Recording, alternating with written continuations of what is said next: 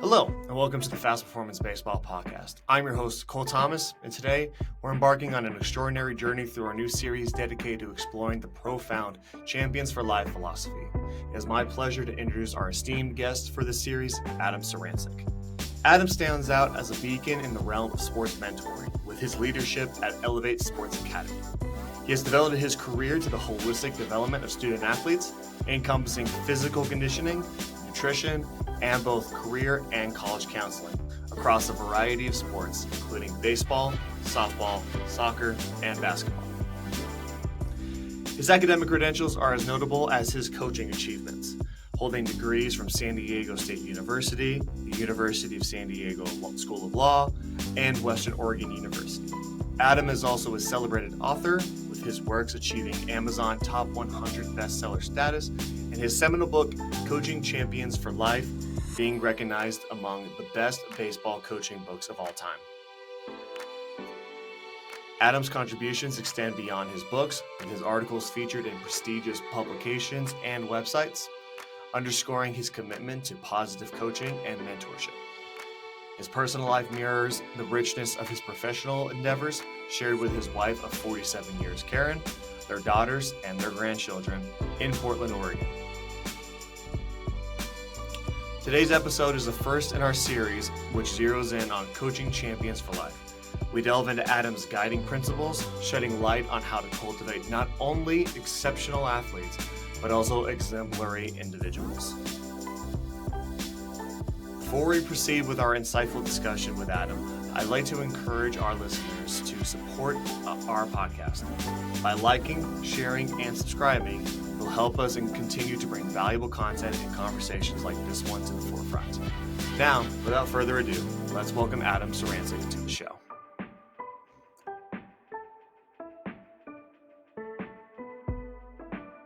All right, Adam, thank you so much for coming back to the show. It's a pleasure to see you. It's great to have you back on. Absolutely. Thanks, Cole. I really appreciate it. It's an exciting opportunity, and I really appreciate you and the content that you put out. I think it's fantastic what you do, and I'm happy to be a part of it. Thanks. Oh, yeah.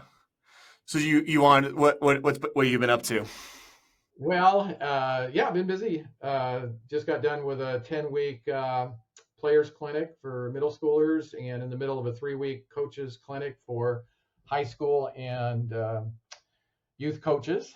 So I just want to first thank you and thank all the coaches that are taking time to listen to this, and all the players too that listen to your podcast. And I'd like to start, if I could, just by relaying a short story that you can use and other coaches can use in their coaching as a thank you,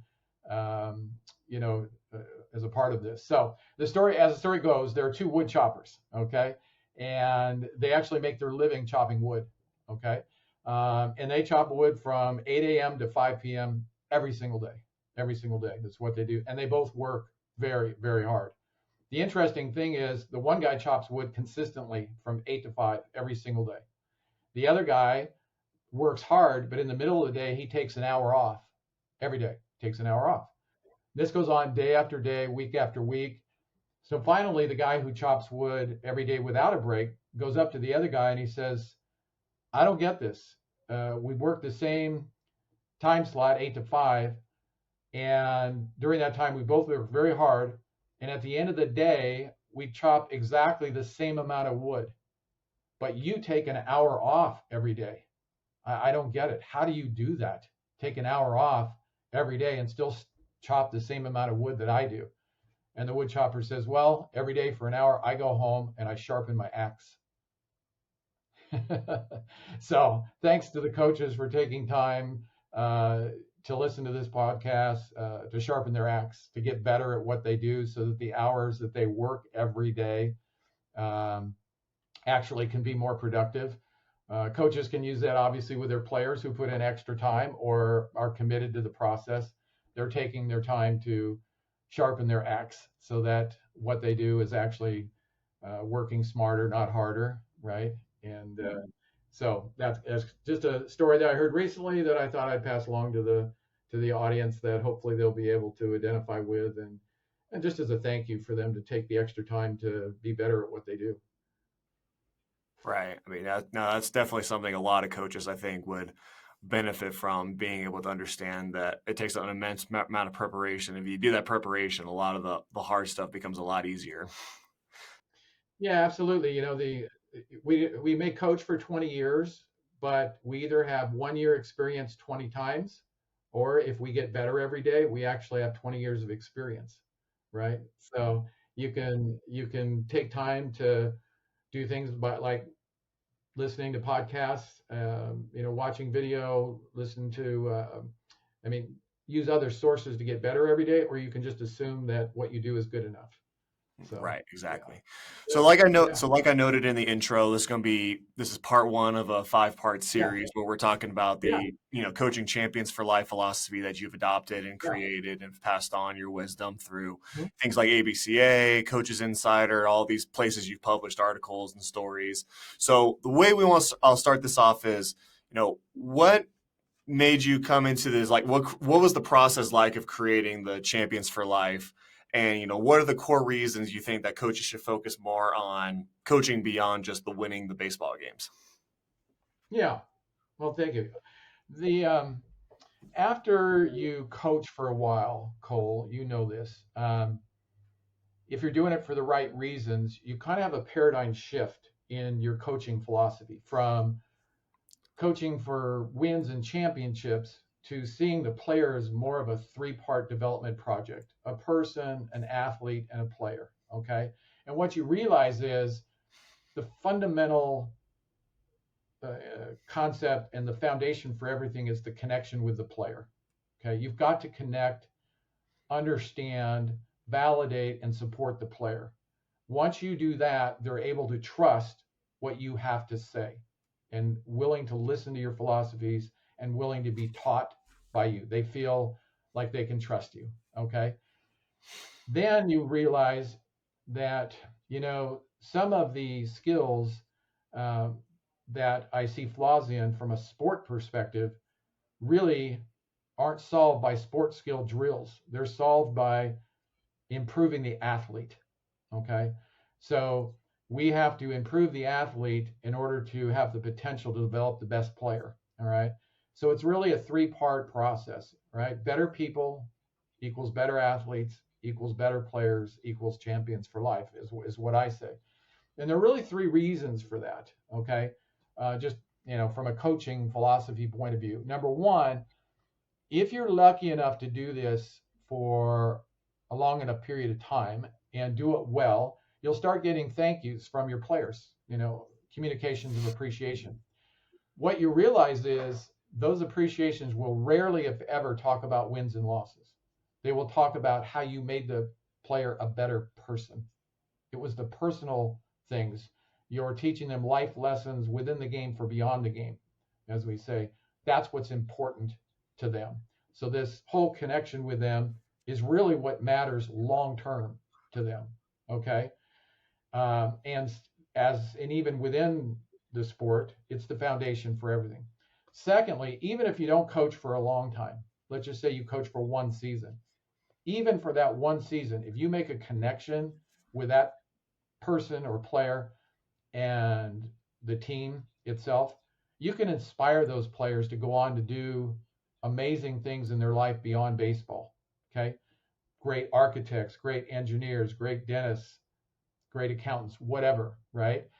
So if you inspire them and teach them life lessons that will help them later on, that's going to benefit so many people in their life, right? So many people that they will then connect with in every area of their life, as fathers, as business people, as community leaders, whatever. So the ripple effect is almost immeasurable and exponential, but it's directly related to how well you connected with them as a person, right?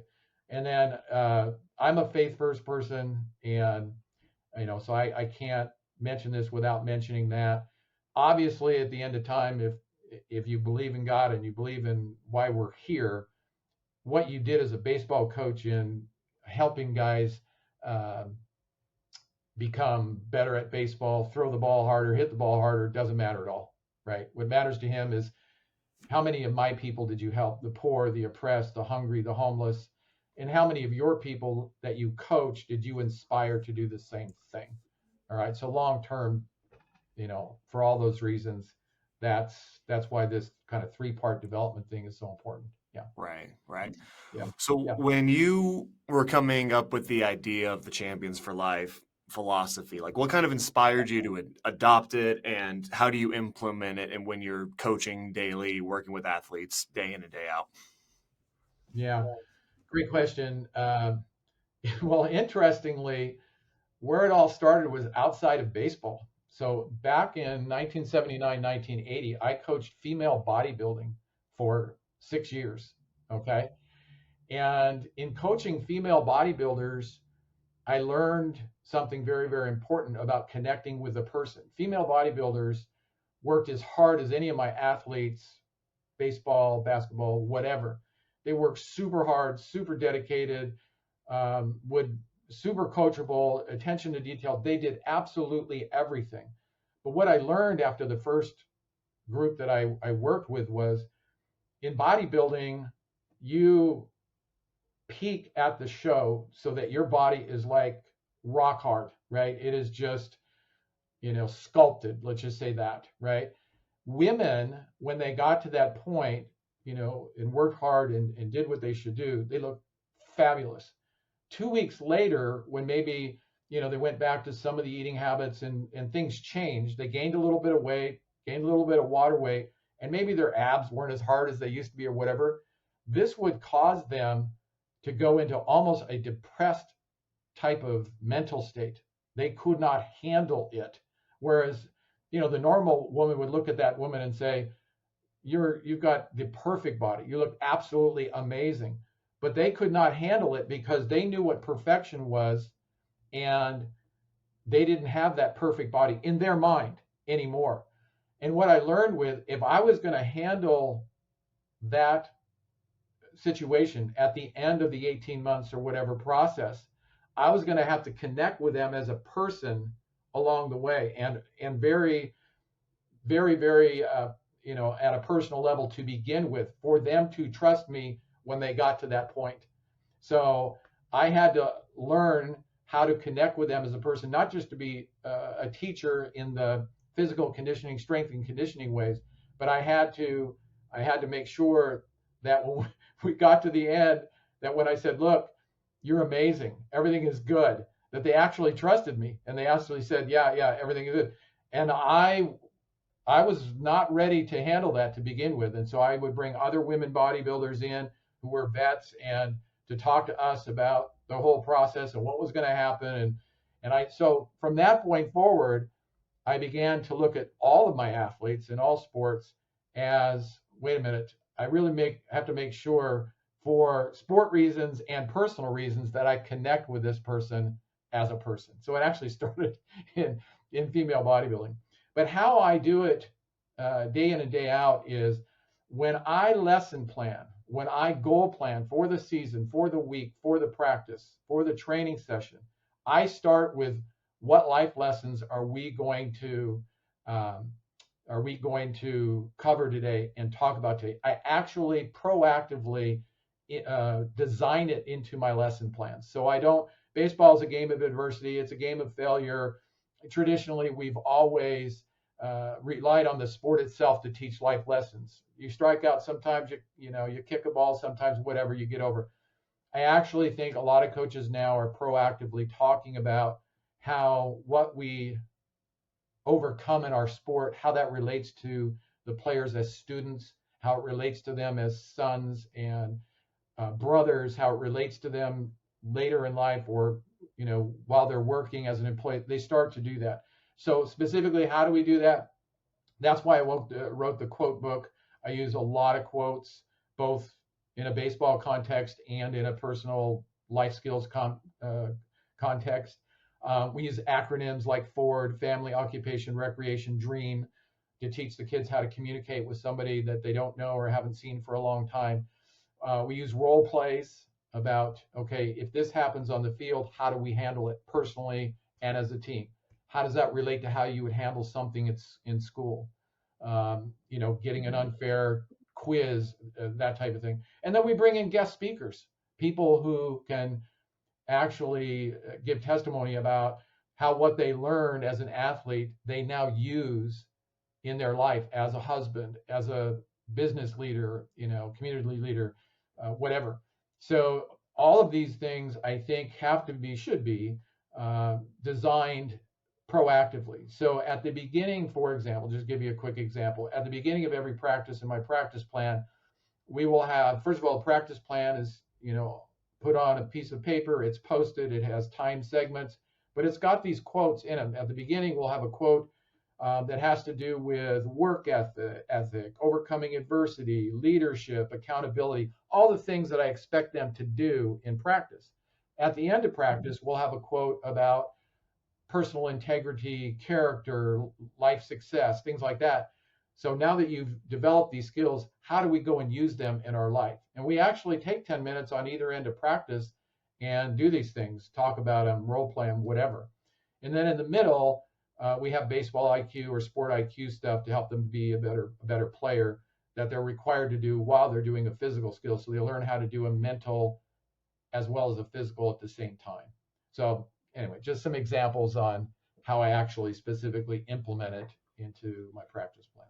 How often do you implement those things in the practice plans, right? Like Every day. every day. Are they like every day. If I'm doing strength and conditioning, I have them in there. If I do a baseball practice, a baseball game, it doesn't matter. There are things that's the top of mind subject that I have every time I coach. How can I help these people, these players, be better people? Right. Yeah. Do you I'm saying, like, do you implement them like before practice, or do you do them in the middle or at the end? Where do you usually best? Okay, I'm sorry, maybe you didn't hear. Yeah. So it's beginning and end. Okay. And like I say, I have that quote at the beginning that talks about work ethic, adversity, accountability, leadership, those kind of things, and we talk about them. And then as they come up in the practice, I'm constantly thinking about ways that I can relate them to. So how are you going to handle that at school? How would you handle? So this thing about accountability that we're trying to get you to do as teammates, how would you do it with a friend at school in helping them avoid temptation? We'll actually consistently talk about these things every single day. Every single day. Yeah. Right. And you usually feel like you like go through the beginning of practice, kind of like, here's like our philosophy or our like quote of the day, basically. Let them kind of mull over it throughout the practice while they're doing their stuff, and then at the end, like, kind of wrap it up. No, we talk about it up front. No, we just say, so let's just say not all improvement is in a straight line, or if you want to be better, you have to do different, that kind of thing. I don't talk about it. I ask them, what's that mean to you? What's that mean to you? And they tell me, all right, what's that mean to you in baseball? What's that mean to you as a student? What's that mean to you as a friend? We discuss it right up front.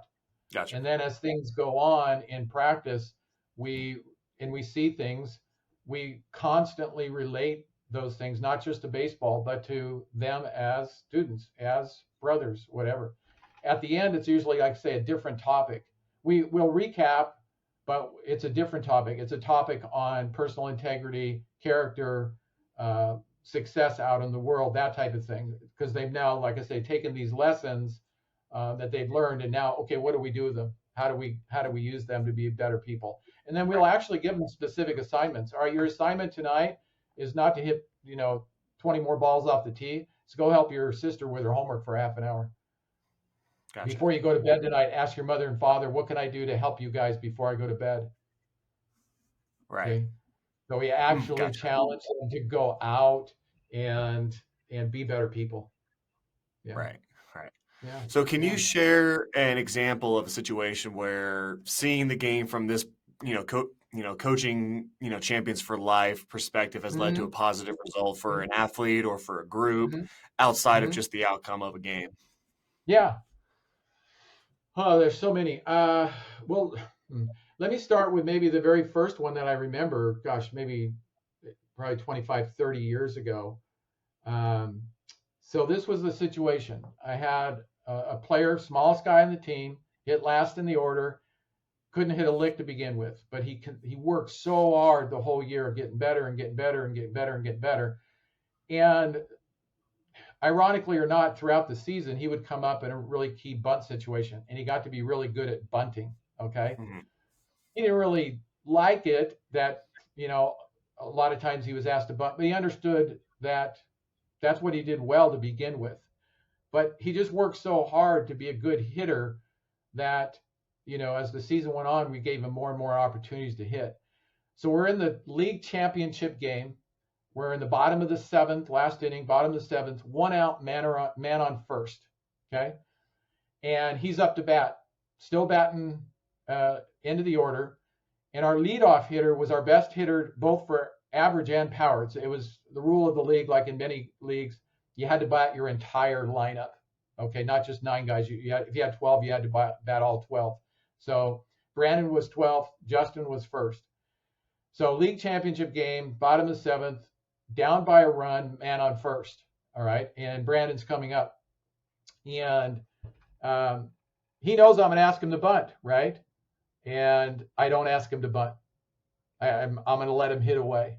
Well, being a tiny little guy, they bring the outfield in, all right? And he gets a fastball and just hits a screaming line drive, hardest ball he's ever hit, to center field, right? The center fielder, because he was playing way in, catches the ball and throws to first to double the man off first. We lose the game, end of the season, lose the championship. And you know what the amazing things was? 2 things happened immediately right after the game, and 1 thing happened 2 years later. Immediately after the game, the player himself came up to me and said, "Thank you, coach, for believing in me, not asking me to bunt." And the entire team went over to him, hugged him, and said, "Way to rip the ball. Way to hit the ball hard." They just lost the championship. They went over there and they hugged him and said, "Great job." And he came up to me and said, "Thank you for believing in me." So 2 years later, I was in a store, and his mother and I saw them, and they came up to me, and I said, "Uh-oh, I don't know what's going to happen here." But they came up to me and they said, it's ironic that we would see today. We were actually just talking about you at the dinner table the other night and about that championship game. I said, "Okay, so you still okay with it?" He says, "No, we're more than okay with it. Because of the way you coached our son and believed in our son now is an all-league wrestler in high school. He went on to be a wrestler, and he was all-league in one of the lower divisions." So the confidence that he got and the belief in himself and his belief that his teammates had in him then translated later on. And I have no doubt that that guy went on to be great in some kind of career too. So that was really early on in my career where I thought, this makes no sense from a baseball point of view. I've got my best hitter coming up. He's going to get at least a double. He might even hit one out of the ballpark for a walk-off, and I'm going to let my guy last in the order not bunt to move the guy over so that we're not in a double play position, put the tying run in, scoring position. I'm going to let him hit. But in the back of my mind, I said, the right thing to do for him as a person is to reward him for all his hard work and let him hit. Right. So something that comes up a lot with me is, because being a trainer, I get kind of annoyed with high school coaches these days where there's a lot of egos and a lot of just everyone thinks they know what the hell they're talking about each and every day, right? So something I'm always interested in is what can a coach, what he doesn't say or what he does not do, be impactful as what they do say and what they also do, right? It's like this, maybe it's a favoritism idea, or it's a, not paying attention to a kid if he maybe needs help and everything like that. Yeah. Coaches today, I think, work harder than they ever have in gathering information. Some of it is just so easily accessible, right? It's online, there's videos, there's podcasts, there's articles, and they want to prove that they have all this knowledge. So they're constantly speaking to players, just giving them more and more and more and more information, and they see a result and they're immediately jumping on the person about, gosh, from a sport mechanic, baseball mechanics point of view, you need to do this, all right? And they need to, in my opinion, they need to slow down and do a couple of things just from a baseball point of view. Let's just take a couple of examples. So from the player's point of view, I think coaches need to educate themselves a little bit more about how a player moves their body, okay? Optimization of movement, and to realize, the deficiency here really isn't in, or shouldn't first be addressed by a sports skill drill. It should really be addressed by this ability to load their back hip, hinge their hips, looking at their body and how their body moves. So let's don't jump to this mechanic solution. Let's just say, you know what? Maybe we ought to spend some more time with this catcher working on his hip mobility, working on his, the way he moves first, going about our methodology a little bit differently, okay? So we just need to back off and think before we speak, all right? Secondly, let's just say from a team perspective, coaches many times, as you know, Cole, they're wondering, why didn't we play as well as we practiced? We had an awesome week of practice. We go to the game and I don't even recognize this team. What the heck's going on, here? And yet at practice, they're still constantly, telling them what to do, how to do it. They don't ever let the kids play. They don't ever let the kids think the game for themselves. So in my opinion, one of the biggest mistakes that I see a lot of youth coaches make is they don't end every practice with a game simulation or a game, a scrimmage, where they and the coaches do nothing. This is really hard to do. I don't even know if many of them can do it. They do nothing but stand back and watch. So you had a practice plan. Let's say you wanted to improve your fundamentals of bunting, mechanics of bunting, and bunt defense. All right. So at the end of practice, you should have a game simulation where you're going to test to see what they learned. All right. During that time, you shouldn't say anything.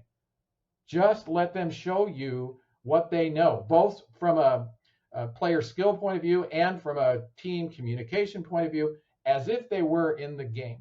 All right. And they had to think the game for themselves. Right. And that's where their self-esteem is built too. If you do nothing but micromanage them the entire time they play for you in whatever sport, how much self-esteem do they really have that they can do something, accomplish something, overcome something on their own? You held their hand the entire time. Okay. So what did you really help them be beyond baseball? All right. So I think you have to understand that maybe we ought to cut the puppet strings. I think sometimes coaches should go and spend a few days in the classroom with these players. These players are amazing. I mean, I don't think coaches know what they're required to learn every day in their math classes, in their science classes. These kids can learn amazing, very complex, very difficult concepts. And yet they're out there looking at arm pads with all these instructions about what pitches to throw, where to play on defense, etc. They're being micromanaged, everything, and I just think we're doing the kids a disservice. All right. And then let me just say one more thing on the personal aspect too. Kids today are, as we know, they grow up with their devices, right? They've got a phone, they've got an iPad or whatever in their hands, an Xbox controller, whatever. They've got something in their hands at all times. They're not as into interpersonal relationships as much. So when they come and play for you, right, I think they're impacted even more by what you don't say, okay? Your tone of voice when you do say it, the tone, not necessarily the words, but the tone, okay? Because they're not hearing tone. They're just seeing and swiping and scrolling and texting and whatever. The body language that you have, all right? the uh, you know the look on your face, for example. I mean, all these nonverbal communication things are hugely impactful to them, and in my opinion, in the short term, actually have more impact on how well they're going to play for you. You can give all the information to them that they should use to play better, but if your tone of voice, your body language, your nonverbals are something that is not comfortable for them, is not being received well by them because you don't know them as a person, it's not going to go well. They're actually not going to carry out what you think they should know during the game very well. And that's going to be another reason. And then long term, the old saying is they're going to forget a lot of what you said. They're going to forget most of what you did, but they're not going to forget how you made them feel. Right? They're going to remember how you made them feel. And it's all these things that you don't say and don't do that are going to impact them the most on 10 years later, how they remembered what they choose to remember. It was like playing for you. All right. So yeah, what you don't say and don't do may be more important than what you do say and do. Yeah. Well, and that's something I've known, like, because I don't coach high school baseball anymore. I got out of that Right. game. I just couldn't stand it anymore. But it's, I kind of felt like towards the end there, like you're saying, is this holding kids' hands to do pretty basic things in the game.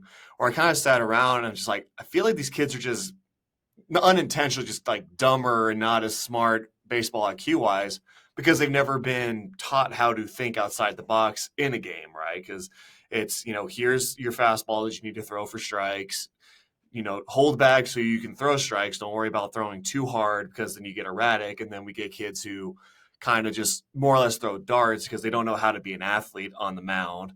Same thing with guys, they only hit a certain way because the coach would say, like, this is the way I used to do it back in the day when I was your age. So obviously it definitely works still in the 21st century and in the 2020s.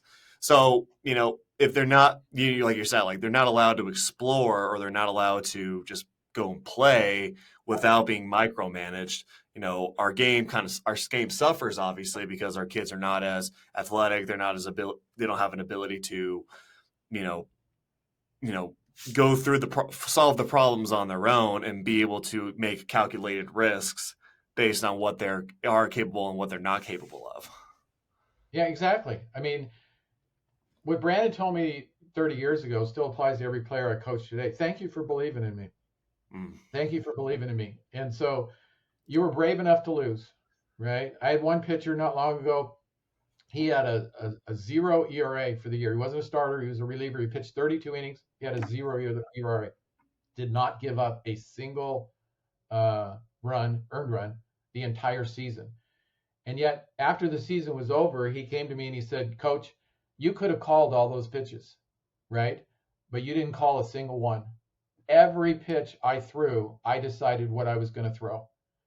And so I felt like that ERA was, yes, my team, because they had to play defense behind me. But I did that. I was out of the mound. I decided what I was going to throw, and you trusted me to throw what I needed to throw. And, at the youth baseball level, I get it. High school varsity, college, whatever, coaches' careers are on the line. It's a lot tougher to do. But particularly in youth baseball and stuff, I mean, let the kids play. Let them think the game. Sure, coach backward between innings at practice, but teach them well going in and trust what they do. Trust what they do, right? And long term, that's going to mean so much more to them. So much more to them. Yeah, absolutely. So, in your experience, something you touch on a lot are what are the 5 most powerful words in coaching. So, Yeah. for coaches who don't know or haven't followed the philosophy that closely, what are, in your opinion, the 5 most powerful words in coaching, and why do they hold so much power? Okay.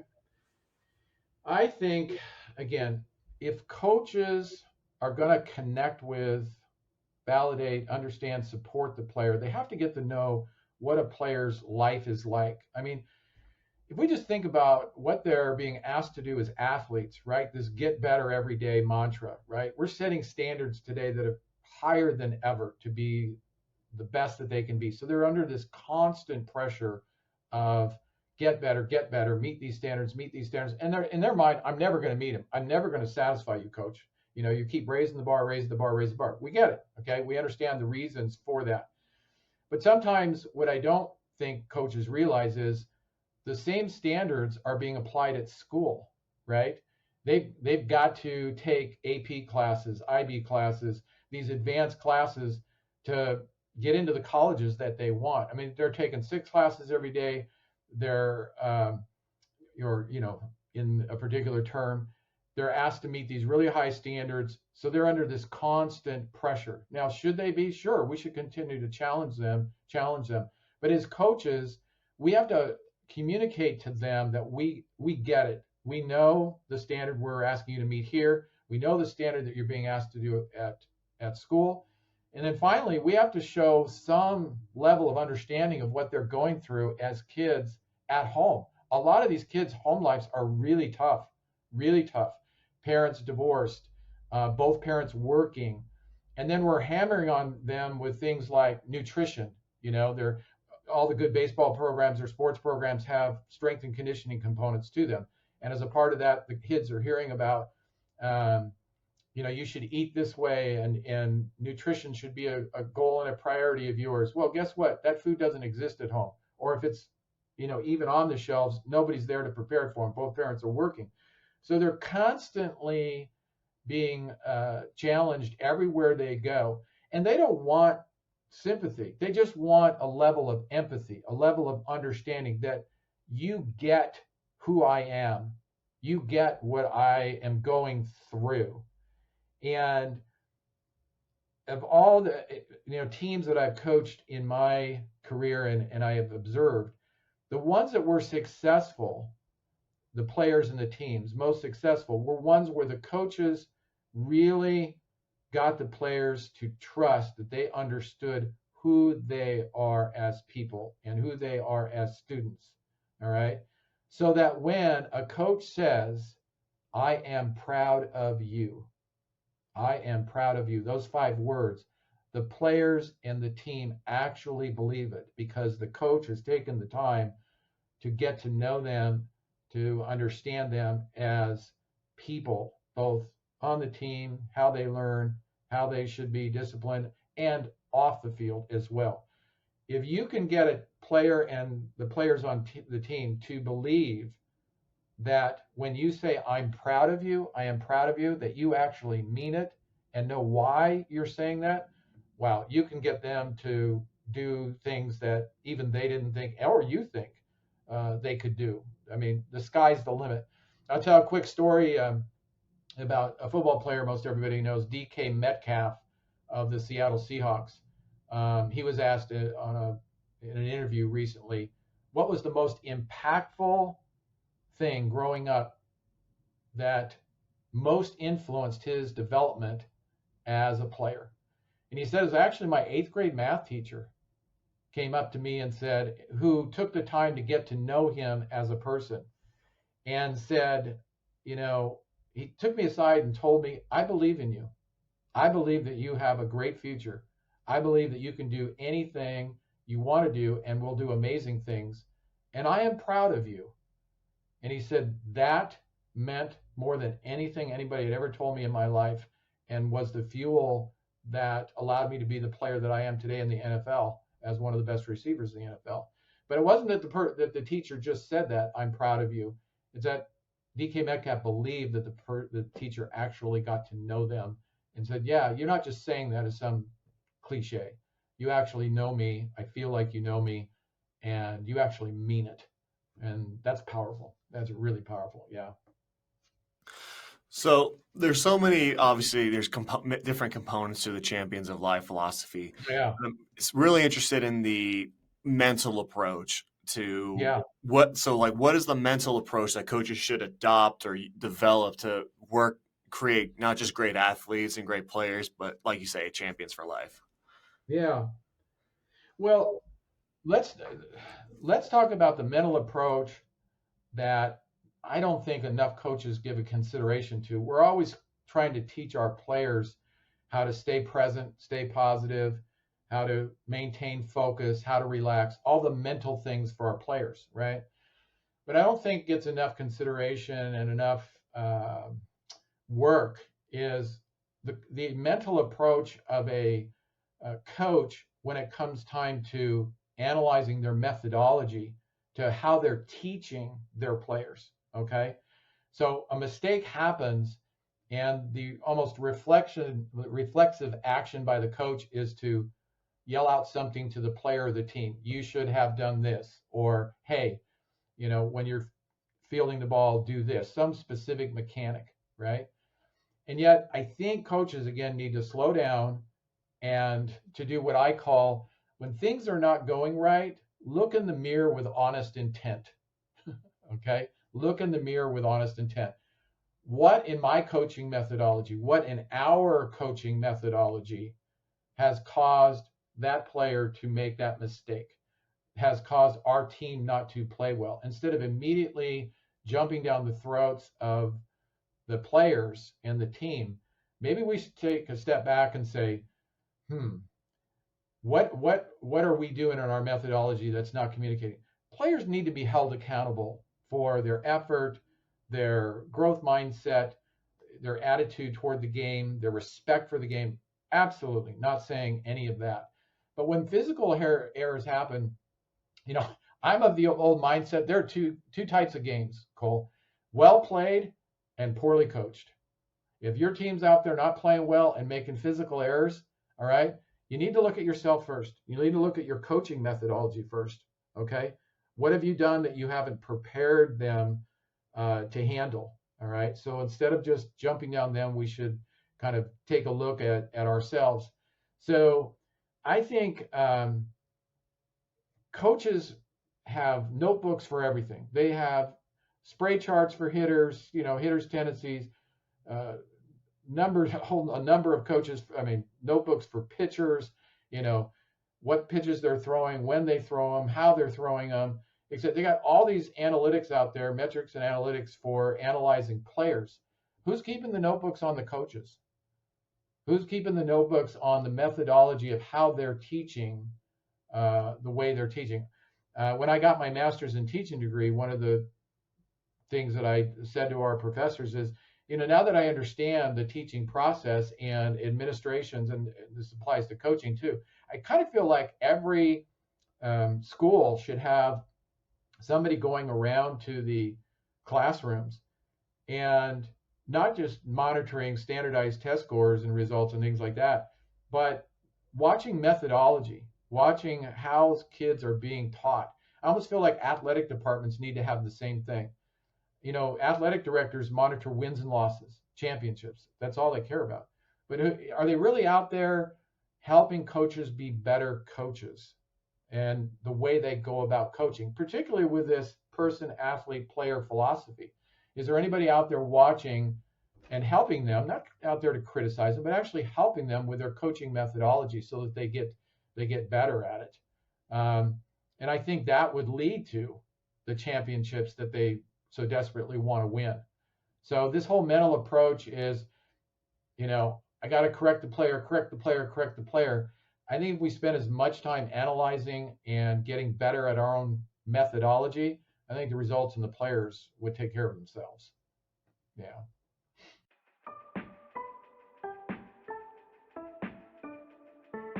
We'll be right back with Adam Sarancik, diving deep into the Coaching Champions for Life philosophy. But before we continue unraveling Adam's invaluable insights, I want to talk to you all, our listeners, briefly. The Fast Performance Baseball Podcast is a labor of love, a platform where we share the stories, strategies, and spirit of baseball with fans and players alike. But creating content that resonates, educates, and inspires isn't a solo journey.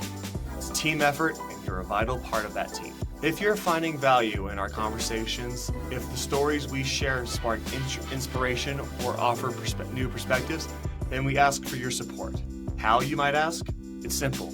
Like this episode, share it with friends, family, or anyone you know who loves baseball as much as we do.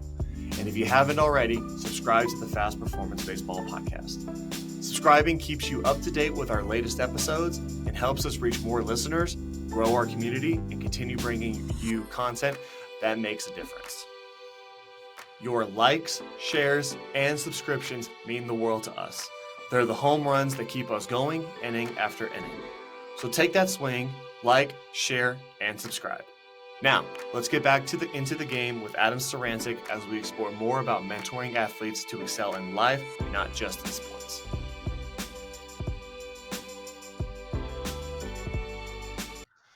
So, what are some, like, when we're obviously we're discussing all of these, what to do to get champions for life and all these things. Yeah. What are some like the failed systems or missed opportunities you often see in coaching that, if coaches did just better at this, all of a sudden now we're seeing exponential gains in our athletes' performance as people and as athletes?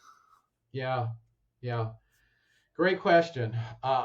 Cole, I spent a lot of time in my coaching watching other coaches coach at all levels, okay? And not just baseball, all sports, but let's just, stick with baseball for a moment, since that's, primarily our audience. And, the first thing that jumps out at me is coaches coach only part-time. And what I mean by that is they have a dynamic warm-up routine, for example, but they don't coach it. They show them once what to do, and they don't coach it again. Before the game, they're not coaching dynamic warm-up. They're not coaching the throwing and receiving progression. They're over preparing the field or talking to other coaches, right?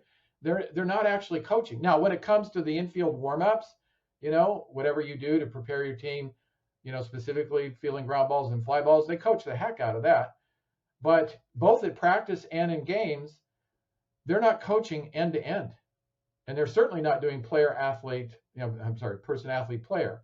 So I go to these games and I see what they do, and I'm saying, all of a sudden you're coaching the first time you pick up a bat and ball. What happened to the dynamic coaching during the dynamic movement? That whole optimization of their movement, they need to get better at that every day too. That's going to have a direct relationship to how well they play. Why aren't we coaching that? I mean, really coaching it. And in youth baseball, telling is not teaching. It's not. All right. You've got to get out there and actually demonstrate and show and give them visual and kinesthetic cues. Well, that has to happen for all aspects of it. All right. And then let's just talk about things like the throwing and receiving progressions. I hate this term catch play. All right. I don't know where it came up. I just despise it, because that's what ends up happening. They go out and play catch. Now, coaches will tell them, hey, make it matter, hit a target, be accurate, take it seriously. What is that doing? It's not doing anything. They're not really coaching throwing mechanics or receiving mechanics. They're making sure that the ball is caught, basically, and caught, within a certain range of what their player is. But that's not teaching it. That's not really a throwing or receiving progression. How about the way I run it, and it's just the way I run it, in our long toss program, if that's what you use? How about you work on, arm relaxation and mechanics on the way out, and on the way back in, we work on things we're going to have to use in the game, all the throws that we're going to have to use in the game. We're actually, outfielders are working on long hop throws, all right? Footworks to, catch and receive the ball and make the throws. They're working on relays. Infielders, they're working on all the different throws, the clock throws, the dart throws, the underhand throws, the DP throws, all the things. We're not working on it. We're just playing catch out there. We're not working on anything. The coach in the game is saying, hey, that relay was terrible. There was no communication. You weren't in the right spot. You didn't move to the ball, blah, blah, blah. Well, in the game, you know what you did to prepare them? You hit fly balls to them. There were no two players working on communication. They weren't throwing to a relay person. They weren't working on long hop throws. You hit them a fly ball, they caught it, and they threw it back to you. What is that? Infields, what does almost every youth baseball coach do for ground balls? They get a bucket of balls, they gear up the bat, grab the ball, and they hit balls to the players. And maybe at the high school level, they work on forehand, backhands, different type of footworks. But it's straight back and straight forward. How many times in the game do we actually do that? Yeah, if you're cutting a runner down at home plate, you're going to refield the ball and get it back to home plate. The rest of the time, you're throwing across the diamond to first, throwing to second for a force or DP. We're not doing that. So why in the pregame warmups are we doing this, right? I watched Patty Gasso coach University of Oklahoma softball. She's won 7 national titles, 5 of the last 8, 3 in a row. When she hits ground balls before the game, she stands near first base, hits them at an angle to her people out, at the infield cut by center field, who throw it at an angle to first base, like they would have to do it in a game. It's not straight back, straight forward, right? So they're and everything they do mirrors what they're doing, in a game. I think too sometimes the standard of excellence that coaches apply to fielding and hitting and whatever don't get applied to the other things in the game, like dynamic movement. I think coaches also kind of assume that what they learned as a player and what they've always done is good enough. And so they're really not going out and trying to stay current with, their knowledge and particularly their methodology about how they go about their coaching. So there's kind of an acceptance of this is good enough in what I do. It's worked. I've won games. I've won championships by doing it this way. I don't have to improve, and I think that's a huge missed opportunity there. Anyway, there's just some of them. Well, I like that idea where, I think a big missed opportunity is a failure to continually learn and not being stuck in ways just because they've worked for you in the past. Like from a personal experience, coaches here in Colorado are very dig their heels in the dirt, and anything that goes against what they already believe is just, it's sacrilege, right? It's like I don't want to, like I know of a couple of coaches that are in this state that so we have a coach that works with us, does some infield practice, right, for some people, and he coaches at a school here in town where they want to go to like things like ABCA, right, and go learn, go mingle with all the coaches that they'll meet. Maybe they'll meet people that inspire them, or they'll go to the conferences and all the presentations. And his head coach is like, well, why would we want to go to that? It's like, I don't know, to learn something. He's like, what else do we need to learn? Right. That's like I say, like that's such a missed opportunity or a failed system to deprive your kids of alternate ideas and alternate theories of how to improve and how to win games and how to develop into better players. Yeah, and a couple points there too, Cole, I think are really important. Number one, they assume that all that's going to be discussed there is baseball stuff. And yet maybe what's going to be discussed there is how to make them better athletes, how to have better dynamic movement programs, how to work physical conditioning into your thing, how to relate to them in the mental part of the game. I mean, there's a lot of different aspects to coaching that they may not be as good at as they think. And secondly, they measure their program by wins and championships. Okay, well, that's like measuring the quality of a pitcher by his ERA or a batter by his batting average or on base plus slugging. What does that mean? That doesn't mean you're a good coach. That may mean that you just have bad competition, right? So why are we evaluating whether you're a good coach or not by how many wins you have or how many championships you have? I think you're a better coach how many players go on and become great doctors, great community leaders, actually do something in their life. And if we're just evaluating them on baseball, ask a college scout how really good your players are. You'll find out that not many of them really measure up to what you think. And they certainly don't care what their batting average is. They certainly don't care what how many games you won. They care about how tough was the competition, how high were the standards, and how hard did they have to work for it to get it. Those are the three things they care about. Yeah. Right. Exactly.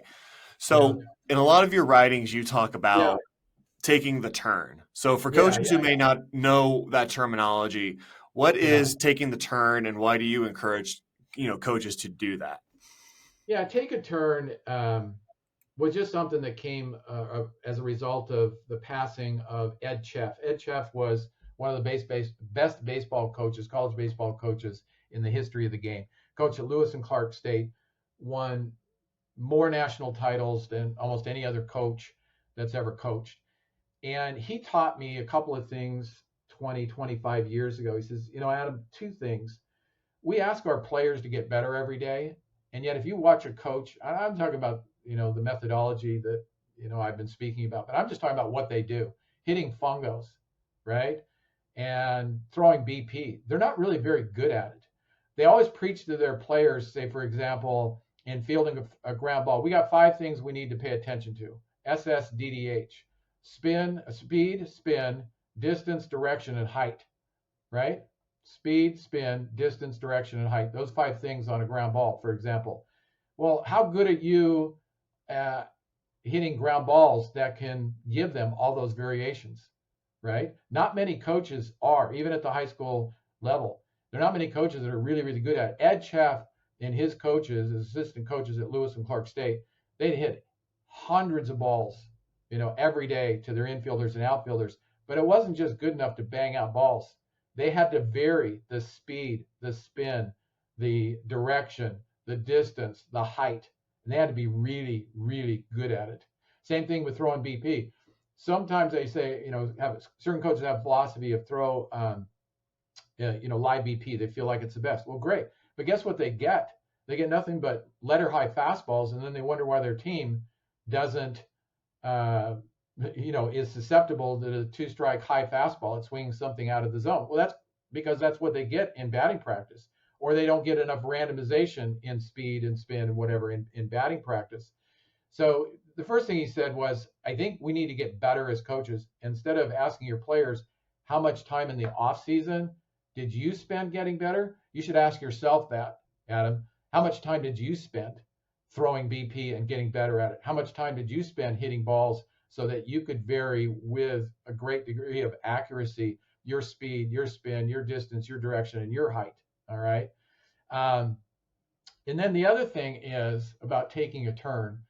I think if there's one thing I would have done more of, especially early in my career, is I would have stepped in and been a part of the games, the fun games that we had, the scrimmages, the game simulations, at least once a week, more often.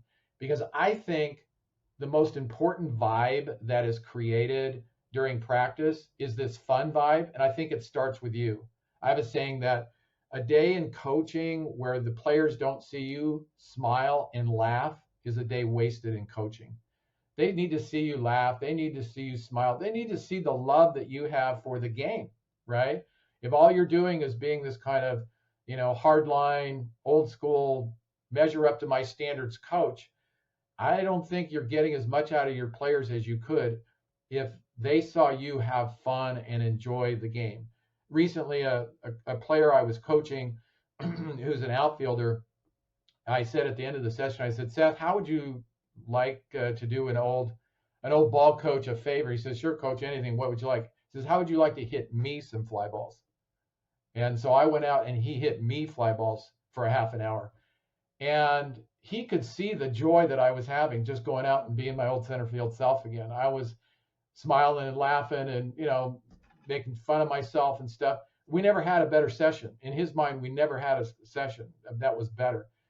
And I think I earned a lot of connection with him by doing that. And I think we would with our teams too, if we just went out and took a turn. So in honor of Ed Cheff and all of us old school coaches, I highly encourage coaches to go out and take a turn, step in and take a turn. Whatever happens. And maybe it'll do nothing more than reinforce the fact that Ed Cheff was right. We're not as good as we think we are. We're holding our players to these standards, and yet maybe we ought to spend a little more time practicing so that we can actually do them the justice of being good ourselves. All right. That's something when the season starts next week, I think for here, I'm gonna have a lot more time. I'm gonna have a lot more time to just mess around. I'm like, I need to get back into throwing. I need to start I need to get my arm back in shape, and I need to be able to hop on our track, man, and throw 90 miles an hour and still throw nasty stuff like I used to, and just be like, guys, it's not that hard. Look at me. It's really not that hard. I'm 30 years old now and I don't really train baseball anymore. So I don't know what your guys' excuse is. So Yeah. So one of the biggest deficits that I notice in the game, and you touch on it quite a lot, is this honoring the game, right? Yeah. And being respectful of the other coaches, the other team, umpires, which, God, it's a tough life to be an umpire in this day and age, especially in the youth and the high school level, it feels Yeah. like.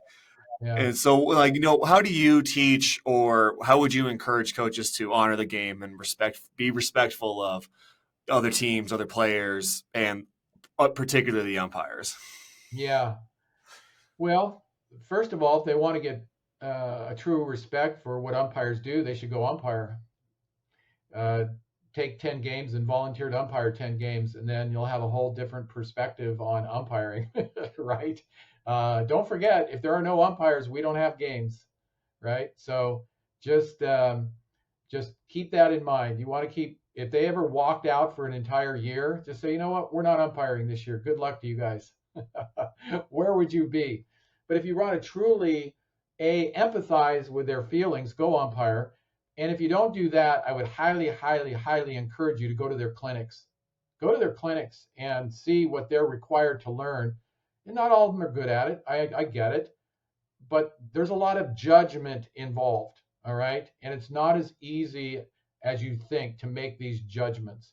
If you go to their clinics and learn all their hand signals and their rotations and things like that, I think you'll have a whole newfound respect for what they do and why maybe you should take a different approach. But let's just talk specifically real quickly here about some things in the approach that I think could really help coaches maybe get the results that they're looking for.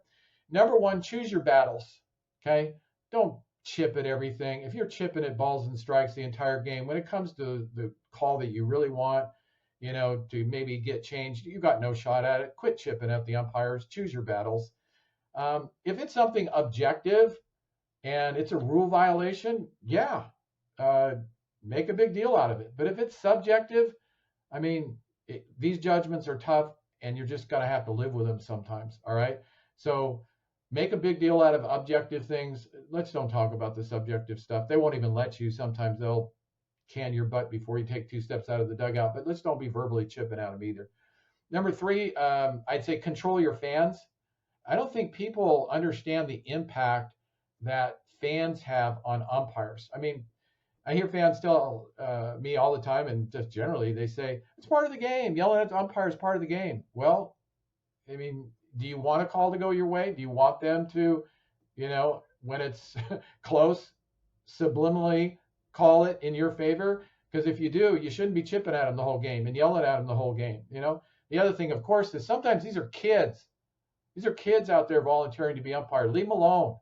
All right? It doesn't matter. Nobody cares who wins or loses that game, right? So let's be, so the preseason meetings that coaches have with their parents, let's really emphasize that. Let's really emphasize, be respectful. Let's leave our comments 100% positive, supportive to our team. Nothing toward the umpires, nothing toward the other team. Next, know your rule book. I'm amazed at the number of coaches that don't read the rule book. It changes every year. And what they call things of emphasis that the umpires are going to emphasize and look for, they change every year. You should probably ask your umpire, what are the points, they call them points of emphasis, that you guys are looking at every year. You'd be surprised. You may not think that they have any, or what they are. So know your rule book. I have it highlighted every year, and you need to know the rule and be able to either show and or tell the umpire what the rule is ASAP. You don't have forever. Well, give me a second, I'll find it. No, you need to know what the rule is, and you need to be able to show it to them.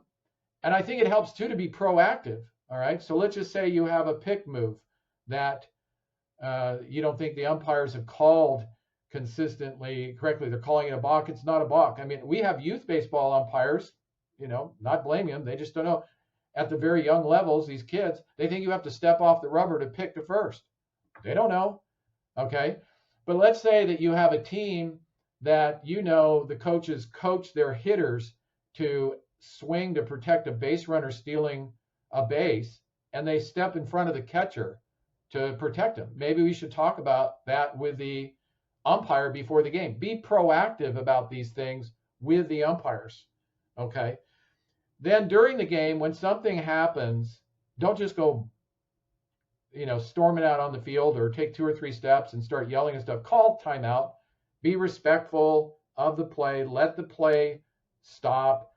The field belongs to the umpires. Don't go out and start barking at an umpire or challenging a call without asking permission to come out. The umpires kind of think that the field is theirs. All right. So take your time, slow it down, ask for permission, and then know what umpire has jurisdiction over the call. I mean, a lot of coaches don't realize that if they have multiple umpires, they actually have a priority and a jurisdiction over things. You may have a ball hit a runner at first base thrown by the catcher. Guess what? It's not the first base umpire's call. That's not his jurisdiction. It's the home plate umpire's call. So you need to know who has jurisdiction. And when in doubt, go to the home plate umpire and ask. But don't go to the first base umpire if it's not his call. Know whose it is. Next, be calm and respectful. Don't get in an umpire's face. Don't make it personal. Make it about the call, not about the person. And then here's the most important point. Here's the point that I think almost all coaches do wrong, especially at the youth level. They go out and they immediately tell the umpire where the umpire is wrong. Okay? That's not ever going to work. What you need to do is you need to go out and calmly ask the umpire, what did you see? What did you see? Make the umpire tell you what they saw. And you will be amazed at what they will tell you sometimes, especially at the youth level, at what they will tell you, even at the high school level. Make them commit to what they saw. I mean, at the youth level, Cole, I've had them tell me, it hit the foul line or foul pole, so I called it foul. The ball went completely into foul territory between home and first, so it was foul. And I said, well, what did you see after that? Well, the first baseman picked it up in fair territory, but it went completely foul first. I said, then it's a fair ball if the first baseman picked it up in fair territory. The umpire told me, I thought it was like soccer, where if it went completely foul first, it was out of play. They actually told me that, So ask the umpire, what did you see? And even at the higher levels, you will be amazed at what they will tell you and how you will get calls overturned by making them to commit to what they saw and then give them the rule that will apply. All right. Just generally, Cole, coach well enough so that the umpires aren't the difference, right? We always say if the umpires make as few mistakes as you and your team, you're going to win most of your games. And if the game is decided by an umpire's call, remember again, it's not about whether you won or lost. That's not the measure of you and your team. What's the measure of you or your team is how you reacted to winning or losing. That's the key. How did you react to winning or losing? Well, I 100% agree with you, but I will provide one story as a rebuttal to being respectful to umpires sometimes. Oh, okay, I was totally respectful. I was totally respectful of this guy. Don't worry. I'm just saying you'll enjoy this. Is the strangest thing I've ever seen as a coach in all my years. So we were playing. It was my last year of coaching high school at Bear Creek, and we go up to play a game in Fort Collins, right? So it's about an hour north of here, of Denver. And my pitcher, I don't know, it was like the third or fourth inning, I don't even remember. But they have a guy on second base. We're on defense. My pitcher does like this beautiful inside move on the kid, on the kid on first base. Gets him dead to rights. We get him picked off at third base, right? They call him out. And then the opposing coach comes out to complain, and all their fans are arguing like, that's a balk, that's a balk, that's a balk, right?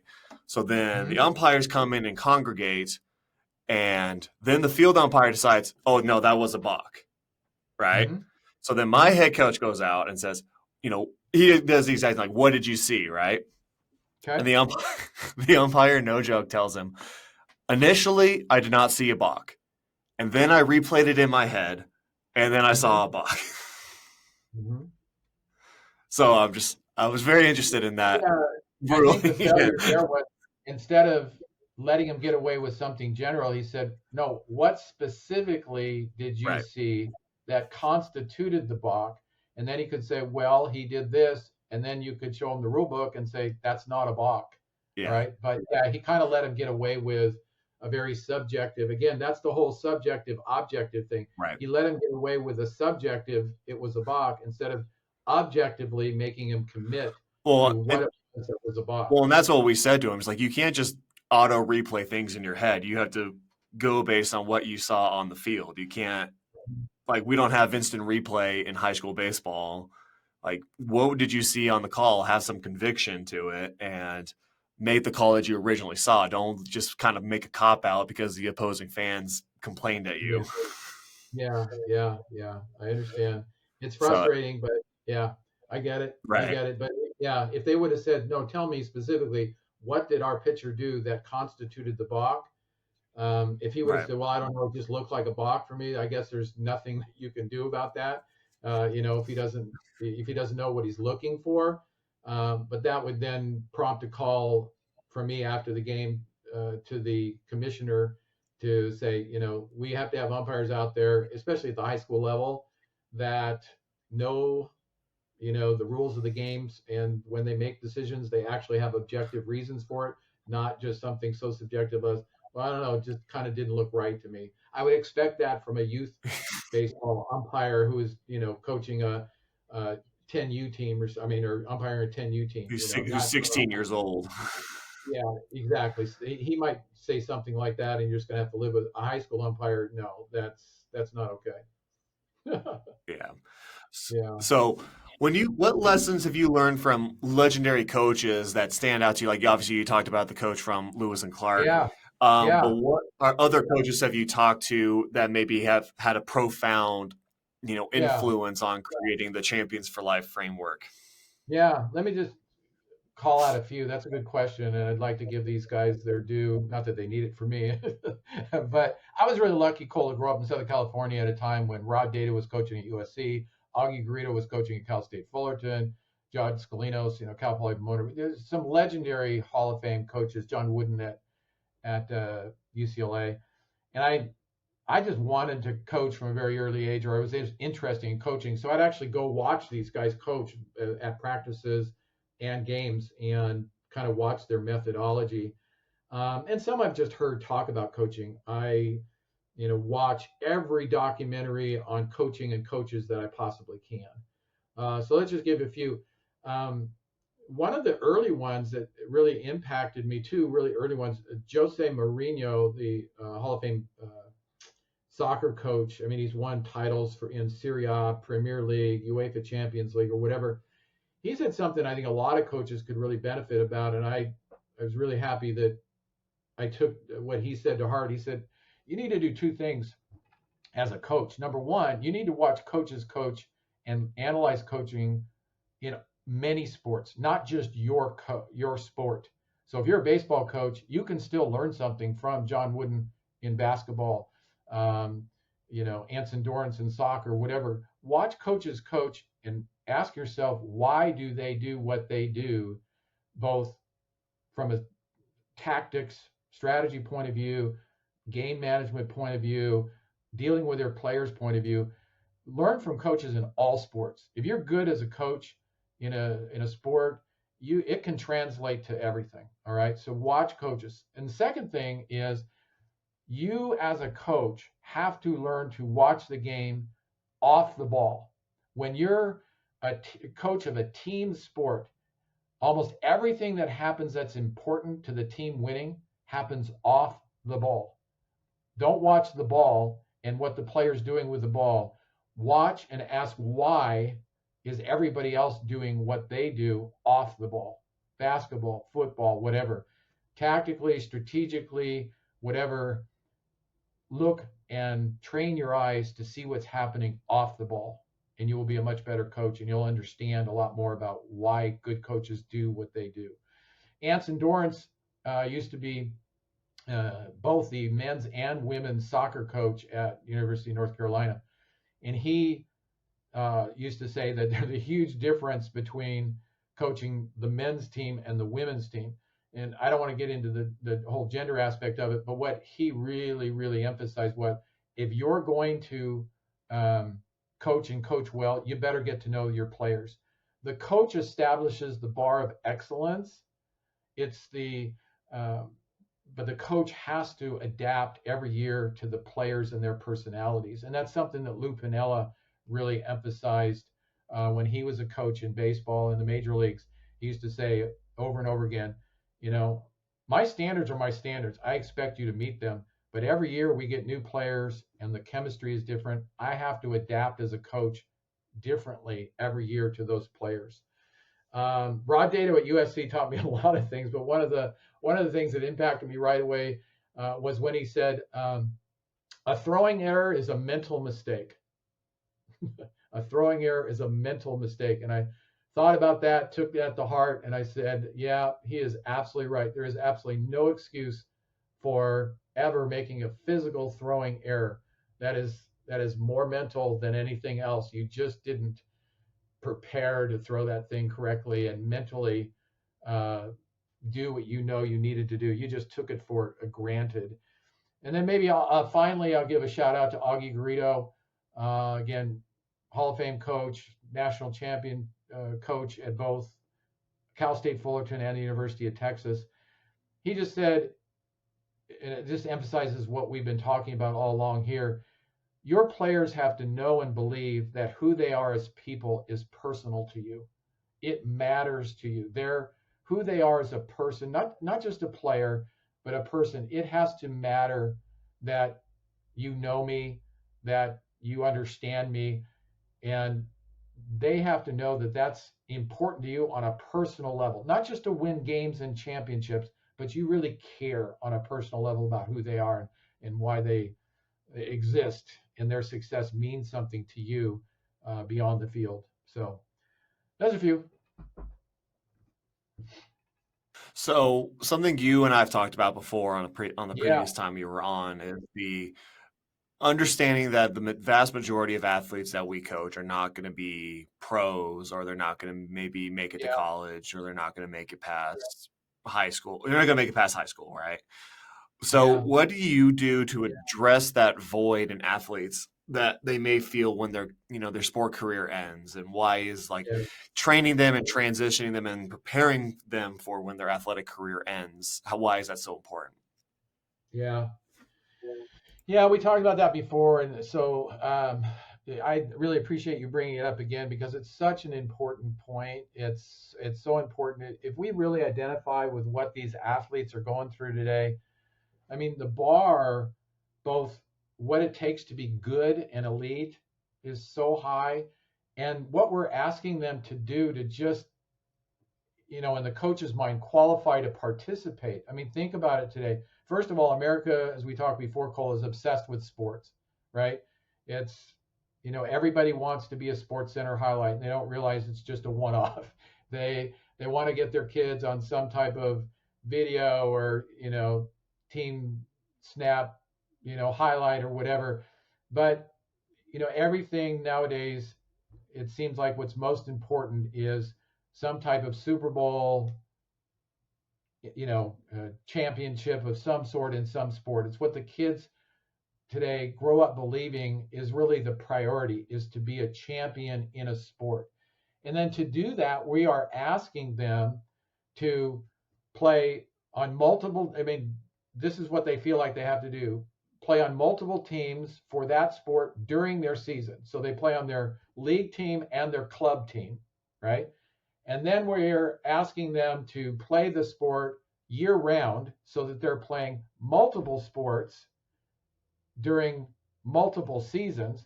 So you've got kids playing baseball during the week, lacrosse on Saturday, football on Sunday. They're constantly doing sports because the coaches make it feel like if you don't do our 7v7 football camps in the off season, if you don't do our winter soccer, if you don't, then you're not going to really be part of our program because you're not making the commitment that we expect, right? So we're asking them to do all of these things and put all of this priority. And at the same time, we're seducing them and leading them into what I call a showcase mentality. Instead of looking at college as something for their career and their education, we push these kids into thinking they have to go to a showcase to earn a scholarship. And at the showcase, they're going to have these colleges, interested in them. If they're good, offer them a scholarship. They're going to go there to play their sport. And they're thinking, well, I'm getting part of my tuition paid. It may not even be the best place for them as for their career and their education. And so, what we're doing is deluding them into thinking that the tuition, whatever it is partially being paid for by the scholarship. No, the part that's not being paid, you're paying them to play baseball to earn a degree that you'll probably never even use, right? They're not going to be getting a degree in something they're passionate about to help them be happy and successful in life. They just went to play because since they were, 8 years old or more, they've been on travel teams, club teams, going to showcases, trying to get this, elusive college scholarship because that's what they think is important in life. And we're totally misdirecting them and sending them down the wrong path. So what do we do about it? Well, first, how about we take an interest in them as a person and make sure that they have some balance in their life, not require that they play multiple sports at the same time, not do their sport year round. When's the last time you knew half the baseball team that actually had jobs that required 20 hours a week, a job they had to interview for? They don't have jobs. They don't have any work experience. How many of them volunteer to do things in their life that really teach them the meaning of life? No, they're expected to be at the hitting barn getting extra cuts in, right? So we need to encourage them to have a balanced life, and we need to help them have a balanced life. Help them get job shadows and internships and jobs. Help them make sure that they understand that not all colleges are the same, that they do differ in many ways, because the educational system, it fails them in many ways. It teaches them, general liberal arts classes in education, but it really doesn't give them a lot of work experience and a lot of experience to the working world that's going to help relate to what they're learning in school to a possible career. All right. So I think these are things that we have to take a step back and say, what are we really doing here? Whether we're a strength and conditioning coach or a sport coach, are we really emphasizing the world beyond our sport? Or are we just teaching metrics and analytics within the sport and just grinding on these kids to be the best they can be in the sport? And we don't have any input into the importance of balance in their life and the other things in their life that are going to be beyond the sport. So, yeah. Right, for sure. So we'll wrap up episode 1 of our Coaches are Champions for Life series. Yeah. And I want to wrap it up because you're a big fan of I'm assuming it's Man in the Arena by Roosevelt, correct? Yeah. Yes. So we actually have that. We have that on a big banner right above our stairs coming up to the offices. So how do you define service and success in coaching based on the Man in the Arena by President Teddy Roosevelt? Yeah. Well, if there's a few certainties in life. If you coach for any length of time, there are going to be parents, maybe even players, but parents, boosters, athletic directors, all people out there second guessing you in coaching, right? It's a part of life. And sometimes it's just about playing time, and it's sometimes about your methods in coaching, and sometimes it's just for a season, and it just feels kind of personal. But, I've had many coaches communicate to me a lot recently. It seems like it's getting worse, where they were actually fired because of being second guessed by the board, by the boosters, by the, whatever, the parents. I mean, it was a posse that was out to get them. And quite honestly, it was the inspiration for writing my third book, A Ground Ball to Shortstop, how and why coaches see their game differently than anybody else. It was really written for those coaches to make them realize that, screw those people. they really don't know what you know. So just in case people don't know what we're talking about, just real quickly here. In April 1910, President Theodore Roosevelt gave a speech, and as a part of that speech was extracted what has become to known the man in the arena part of the speech. You mind if I just say what that is right now, so we kind of set the tone? Okay. Go for it. Yeah, What absolutely. he said It's was, really it's really good. So I enjoy it it a is lot. really, really good. Yeah, and it kind of I think summarizes what we've been trying to get at here in some ways. So what he said was, it's not the critic who counts, not the man who points out how the strong man stumbles or where the doer of deeds could have done them better. The credit belongs to the man who is actually in the arena, whose face is marred by dust and sweat and blood, who strives valiantly, who errs, who comes up short again and again, because there's no effort without error and shortcoming. But this man actually does strive to do the deeds, who knows the great enthusiasms, the great devotions, who spends himself in a worthy cause, who knows it best in the end, the triumph of high achievement, and at the worst, if he fails, at least he fails while daring greatly, so that his place shall never be with those cold and timid souls who neither know victory nor defeat. So I guess the way I take that is, look, if your highest priority every day is to make these members of your team better people, that it's not about the wins and losses, it's about how you made them a better person. If if every day you try to get better yourself so that you could be a better teacher and a better role model and therefore a better mentor, and if you had your team volunteer service to those that are less fortunate without any expectation of monetary return, and if you yourself went out and gave in every way to the league and to other coaches and other organizations, maybe in your sport and without a sport, to make sure that they were better because you were involved and you imparted them your knowledge so that you gave something back. If you do all of these things, then the people in the arena will know that it doesn't matter what people outside the arena say. They will know that you were truly a mentor, a champion for life, and that you've served and you've served well.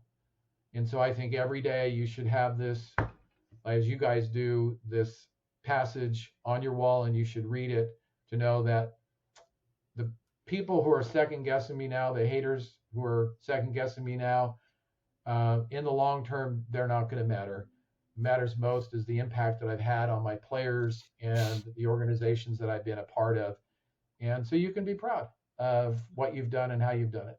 Yeah. Right.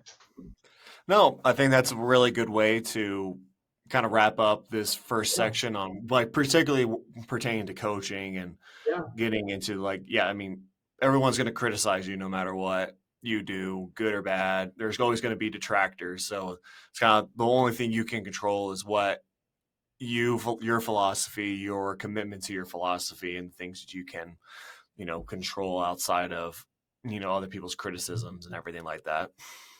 Mm-hmm. And your players will appreciate you. They will. Yeah. Just trust they will. They will. You may not hear it right away, but they'll come back to you years later and thank you. They will. And stay in touch with them too. Show them that you continue to care about them and their lives.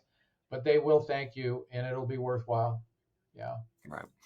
So, Adam, any closing thoughts before we wrap up today? No, thank you so much for the opportunity. I'm really excited about this series. We've got a lot of great topics to go over in the coming sessions. So this is going to be good. I'm really excited to do it. Absolutely. Looking forward to it. We'll see you all you guys next week, and look forward to the next part 2 of this series. All right, Cole.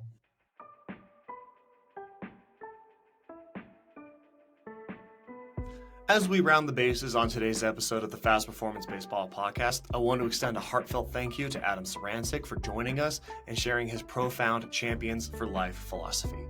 Adam, your insights and dedication to mentoring young athletes, both on and off the field, is truly inspiring.